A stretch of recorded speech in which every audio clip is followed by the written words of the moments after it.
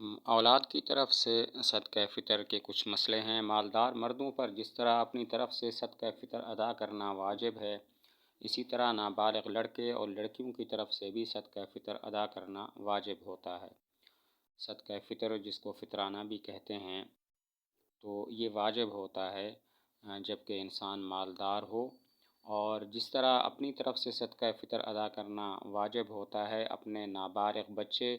اور اپنی نابالغ بچیوں کی طرف سے بھی صدقہ فطر ادا کرنا واجب ہوتا ہے۔ البتہ جب وہ بالغ ہو جاتے ہیں تو پھر ان کی طرف سے صدقہ فطر ادا کرنا واجب نہیں ہوتا۔ نابالغ ہونے سے پہلے ان کی طرف سے صدقہ فطر ادا کرنا واجب ہوتا ہے۔ اگر نابالغ اولاد مالدار ہے تو باپ پر اپنے مال سے صدقہ فطر ادا کرنا لازم نہیں، بلکہ نابالغ اولاد کے مال سے دے سکتا ہے، اور اگر مالدار نہیں ہے تو اپنے مال سے دینا واجب ہے۔ کوئی باپ ہے، اس کی نابالغ اولاد مالدار ہے، تو صدقہ فطر تو اب واجب ہوگا، لیکن باپ پر واجب نہیں ہوگا، بلکہ باپ اپنے اسی نابالغ اولاد کی مال سے وہ صدقہ فطر ادا کرے گا۔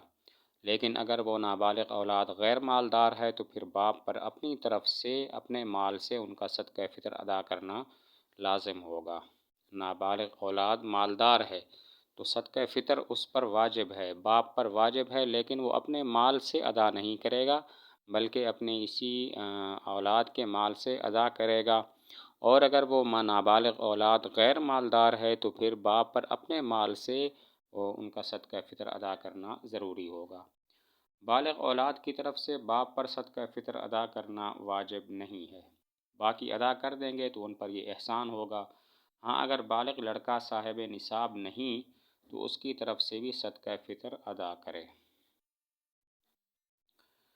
بالغ اولاد ہو جائے تو باپ پر ضروری نہیں ہوتا کہ وہ اسی اولاد کی طرف سے بھی صدقہ فطر ادا کرے، البتہ ادا کر دے تو باپ کا اپنی اس اولاد پر احسان ہوگا اور اچھی بات ہوگی۔ اولاد اگر بالغ ہے تو باپ پر لازم نہیں ہے کہ اسی اولاد کی طرف سے بھی صدقہ فطر ادا کرے، لیکن اگر ادا کر دے تو باپ کی طرف سے اپنی اولاد پر احسان ہوگا۔ لیکن اگر بالغ لڑکا صاحب نصاب نہیں ہے اور اس کے پاس مال نہیں ہے تو پھر باپ اس کی طرف سے بھی صدقہ فطر ادا کر دے، البتہ اس پر واجب نہیں ہے۔ اگر کوئی بالغ لڑکا یا لڑکی مجنون ہو تو اس کی طرف سے اس کا والد صدقہ فطر ادا کرے۔ لڑکا بالغ ہے یا لڑکی بالغ ہے لیکن وہ پاگل ہیں اور انہیں کسی چیز کی سمجھ نہیں ہے، تو اب باپ پر واجب ہوگا کہ وہ صدقہ فطر اپنی اس اولاد کی طرف سے بھی ادا کر دے۔ اگر باپ مر گیا تو دادا باپ کے حکم میں ہوتا ہے، لہذا اگر نابالغ پوتا یا پوتی مالدار نہیں ہے تو دادا اپنے مال سے ان کا صدقہ فطر ادا کرے۔ باپ فوت ہو گیا، دادا زندہ ہے اور پوتے اور پوتیاں اس کی نابالغ ہیں، تو یہی دادا اپنے اس پوتے پوتیوں کی طرف سے بھی صدقہ فطر ادا کرے۔ روزے کی حالت میں باجا، بانسری اور تنبور وغیرہ بجانا گناہ اور ناجائز ہے، البتہ اس سے روزہ فاسد نہیں ہوتا۔ روزے کی حالت میں موسیقی کے آلات استعمال کرنا گناہ ہے، ناجائز ہے، ویسے بھی گناہ اور ناجائز ہے، لیکن اگر کوئی استعمال کر لیتا ہے تو اس کا روزہ نہیں ٹوٹتا۔ اگر کوئی نابالغ رمضان کے دن میں بالغ ہو جائے یا کوئی کافر مسلمان ہو جائے تو دن میں کھانا پینا درست نہیں ہے، اور اگر کچھ کھا لیا تو نو مسلم اور بالغ پر اس دن کی قضا لازم نہیں ہے۔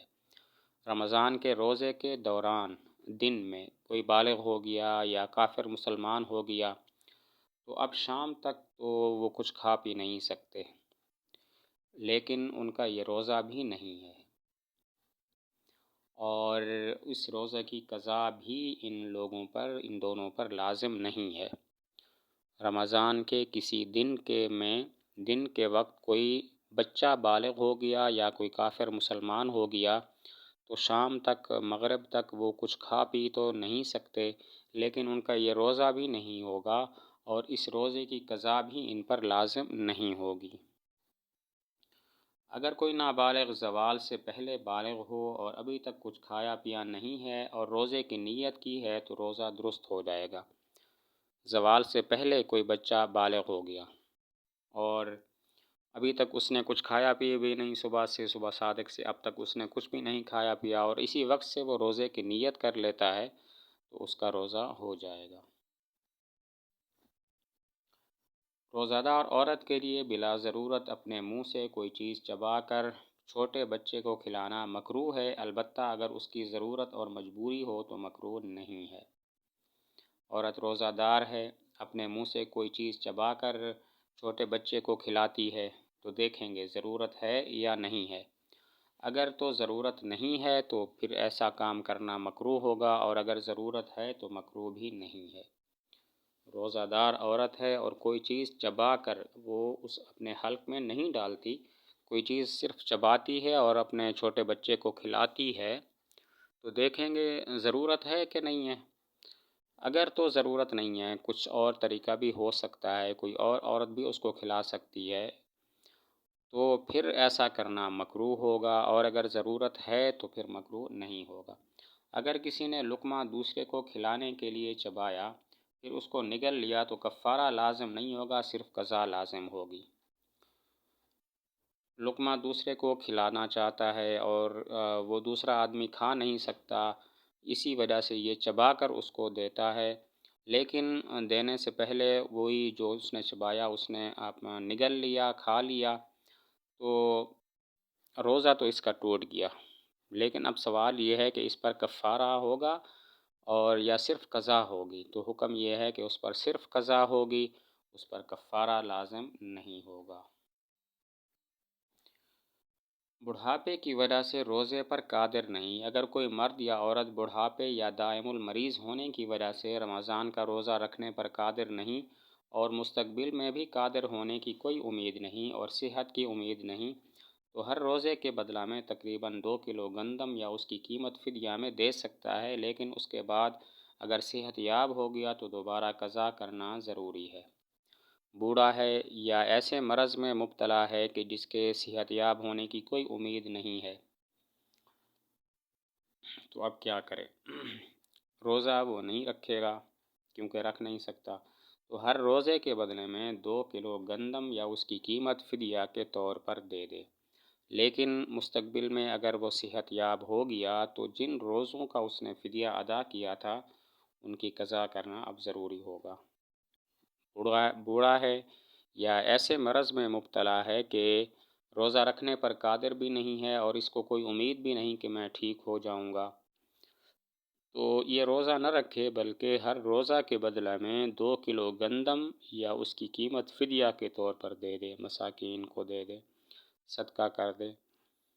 لیکن اگر مستقبل میں یہ ٹھیک ہو گیا تو جتنے روزوں کا اس نے فدیہ دیا تھا اتنے روزوں کی قضا اس پر لازم ہوگی۔ اگر روزہ دار کو بھوک کا اس قدر غلبہ ہو کہ اگر کچھ نہیں کھائے گا تو مر جائے گا یا عقل میں فطور آ جائے گا، تو اس صورت میں روزہ توڑنے کا اختیار ہوگا، صرف قضا لازم ہوگی، کفارہ نہیں۔ اتنی زیادہ بھوک لگی ہے روزے میں کہ اس کو خطرہ ہے اور غالب گمان ہے کہ اگر میں نے کچھ نہیں کھایا